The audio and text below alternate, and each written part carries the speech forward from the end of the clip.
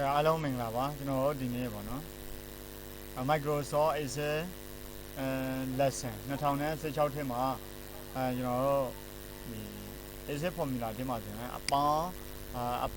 အနှုတ်အမြောက်အစပေါ့နော်အပေါင်းအနှုတ်အမြောက်အစလေးတွေကိုဘယ်လိုလုပ်လဲဆိုတဲ့သင်ခန်းစာလေးကိုဒီဗီဒီယိုဖိုင်သင်ခန်းစာလေးဒီမှာရှင်းပြပေးတော့မှာဖြစ်ပါတယ်ဒါကျွန်တော်တို့တွေဒီဒါကတော့အလွယ်ပေါ့နော်ဇေယျခွဲလေးရလဲဆွဲတန်းနည်းလေးကိုတော့ကျွန်တော်ဒီထဲမှာမပြောတော့ဘူးပထမသင်ခန်းစာလေးဒီမှာဇေယျခွဲဘယ်လိုဆွဲလဲဒါအလေးစင်တာဘယ်လိုရှင်းလဲဆိုတာလည်းအကုန်လုံးပြောပြထားပြီးဖြစ်ပါတယ်ဒီနေရာမှာ30နဲ့10ပေါင်းတာပေါ့နော်ပေါင်းတဲ့အခါမှာဘယ်လိုရိုက်ထည့်လို့ရလဲဆိုတော့ဒီနေရာမှာဒီ equation ပေါ့နော် equation formula button ထဲမှာရိုက်ထည့်ပါရိုက်ထည့်ပြီးတော့ equal c5 plus c6 ပေါ့နော်c5 c ဆိုတာဒီ column က c 5ဆိုတာဒီမှာနော် c5 plus c6 နော် c5 plus c6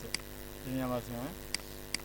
c5 plus c6 နော် c5 ကနေ c6 ကိုကျွန်တော်တို့က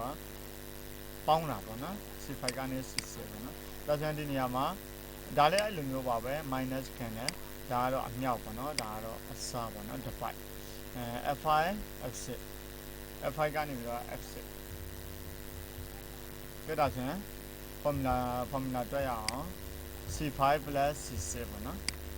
ဒါအရင်ဆုံးရှိတဲ့အောင် delete လုပ်မယ်equal c5 plus c6 နော် c6 လို့ရိုက်ထည့်လိုက်လို့ရှိရင်ဒီမှာ40ဆိုပြီးတော့ဒီကကြာမှာဖြစ်ပါနော် c5 plus c6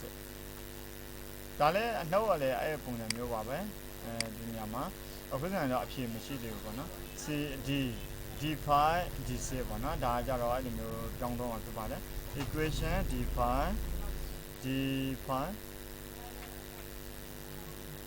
d5 minus d5 minus d6 ပြီးရင်အဲ့ဒါခေါက်မယ်ဒါဆိုရင်20ကနေကိုနှုတ်တော့စနေကြံတာပေါ့နော်နောက်ဒီမှာလည်းအဲ့လိုမျိုးပါပဲ equal နောက်ပြီးတော့ဒီe ပေါ့နော်ဒါကြတော့e5